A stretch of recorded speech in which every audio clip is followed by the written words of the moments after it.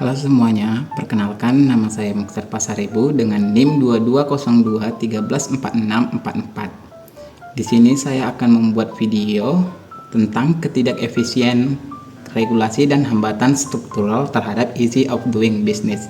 Tugas ini saya buat untuk memenuhi mata kuliah ekonomi kelembagaan. Easy of doing business, kemudahan berbisnis adalah indikator penting yang mengukur seberapa mudah dan cepat suatu bisnis dapat didirikan dan dijalankan di suatu negara. Ketika suatu negara memiliki peringkat easy of doing business yang rendah, seringkali penyebab utamanya adalah ketidakefisienan regulasi dan hambatan struktural. Yang akan kita bahas yaitu adalah pertama, apa itu ketidakefisien regulasi? Ketidakefisien regulasi merujuk pada peraturan dan prosedur yang tidak jelas, tumpang tindih, berbelit-belit, atau memakan waktu dan biaya tinggi untuk dipenuhi. Hal ini dapat mencangkup yang pertama itu adalah prosedur perizinan yang kompleks. Banyak tahap instansi yang terlibat dan persyaratan yang tidak transparan membuat proses mendapatkan izin usaha menjadi sangat lama dan memakan biaya. Contohnya, untuk memulai bisnis, Anda mungkin harus mengurus izin dari Departemen Perdagangan, Kementerian Kesehatan, Dinas Lingkungan Hidup, dan pemerintah daerah, masing-masing dengan prosedurnya sendiri. Yang kedua itu adalah biaya kebutuhan yang tinggi. Bisnis harus mengeluarkan banyak uang untuk memenuhi persyaratan regulasi seperti biaya pengurusan izin, pajak yang rumit, atau standar tertentu yang memerlukan investasi besar. Ketiga itu adalah kurangnya transparansi dan inkonsistensi.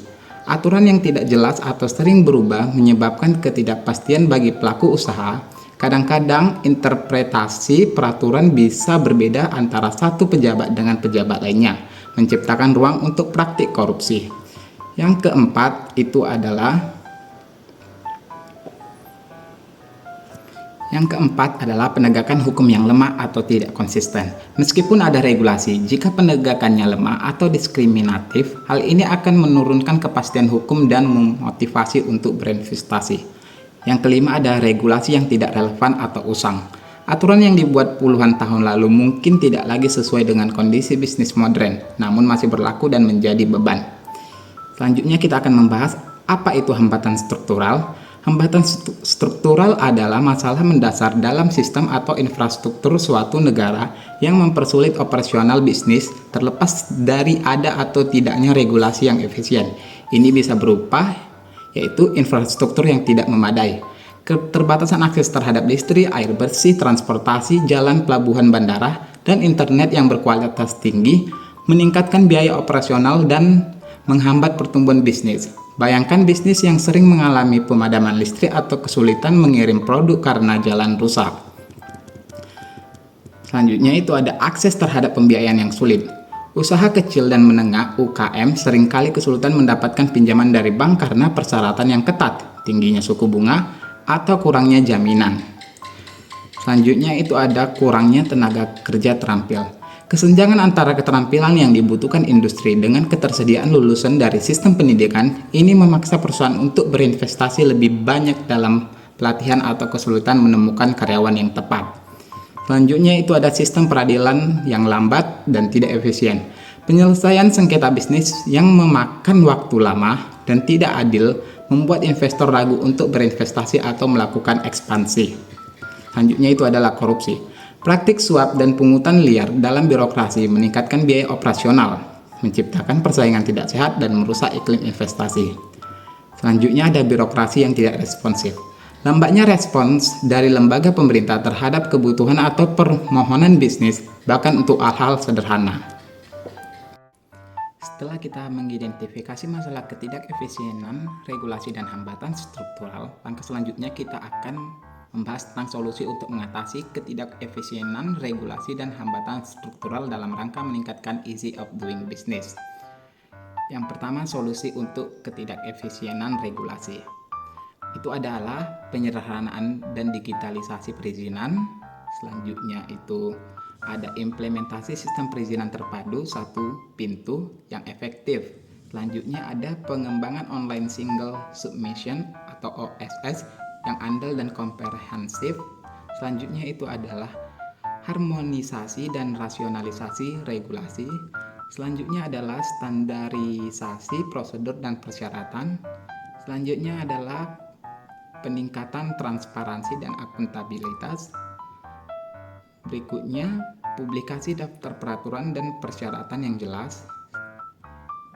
Selanjutnya, penerapan sistem pengaduan dan whistleblower yang efektif. Selanjutnya adalah penggunaan pengawasan internal dan eksternal. Selanjutnya kita akan membahas solusi untuk hambatan struktural. Yang pertama itu adalah pembangunan dan peningkatan infrastruktur dasar. Yang kedua adalah prioritas pembangunan infrastruktur energi. Selanjutnya adalah perbaikan dan pengembangan jaringan transportasi. Selanjutnya adalah peningkatan akses internet dan digitalisasi. Berikutnya adalah penyediaan infrastruktur air dan sanitasi yang memadai.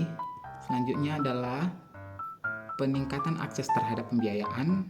Selanjutnya adalah pengembangan skema pembiayaan UKM yang inovatif. Ada juga peningkatan literasi keuangan dan pendampingan bisnis. Baru pemanfaatan teknologi. Baru reformasi pendidikan dan pelatihan vokal. Selanjutnya kita akan membahas contoh studi kasus yang menggambarkan ketidakefisienan regulasi dan hambatan struktural terhadap ease of doing business di Indonesia.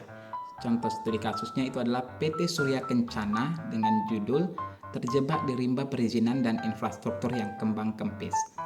PT Surya Kencana atau SK adalah perusahaan rintisan startup di Surabaya yang bergerak di bidang pengelolaan limbah plastik menjadi material bangunan daur ulang. Didirikan oleh sekelompok insinyur lingkungan muda dengan visi mengurangi sampah plastik dan menyediakan solusi bangunan yang ramah lingkungan. Tantangan yang dihadapi yang pertama adalah ketidakefisienan regulasi melawan birokrasi yang berbelit, yang terdiri dari izin usaha dan lingkungan yang tumpang tindih. Selanjutnya waktu tunggu yang lama dan ketidakpastian prosedur. Selanjutnya itu adalah yang kedua adalah hambatan struktural tantangan di lapangan. Selain masalah regulasi, PT SK juga dihadapkan pada hambatan struktural yang signifikan. Salah satunya itu adalah infrastruktur logistik yang kurang memadai. Meski berlokasi di Surabaya, pusat industri di Jawa Timur, akses ke lokasi pabrik mereka masih terkendala jalan yang rusak dan sempit. Selanjutnya, biaya logistik yang menjadi sangat tinggi dan inefisiensi transportasi. Selanjutnya adalah akses listrik yang tidak stabil dan mahal.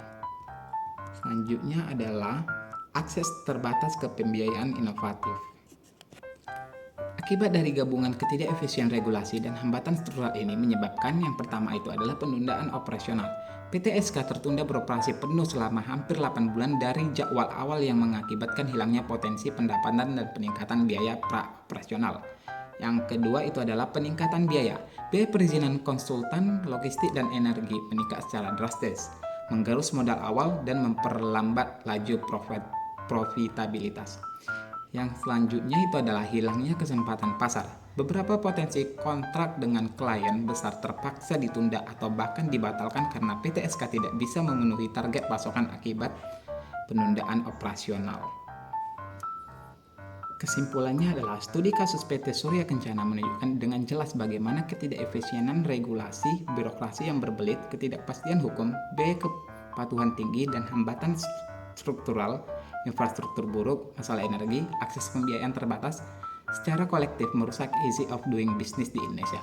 Meskipun ada komitmen pemerintah untuk meningkatkan iklim investasi, reformasi yang lebih mendalam dan terkoordinasi sangat diperlukan tidak hanya pada tataran regulasi, tapi juga pada perbaikan fundamental, infrastruktur, dan sistem pendukung lainnya. Sekian video dari saya, terima kasih.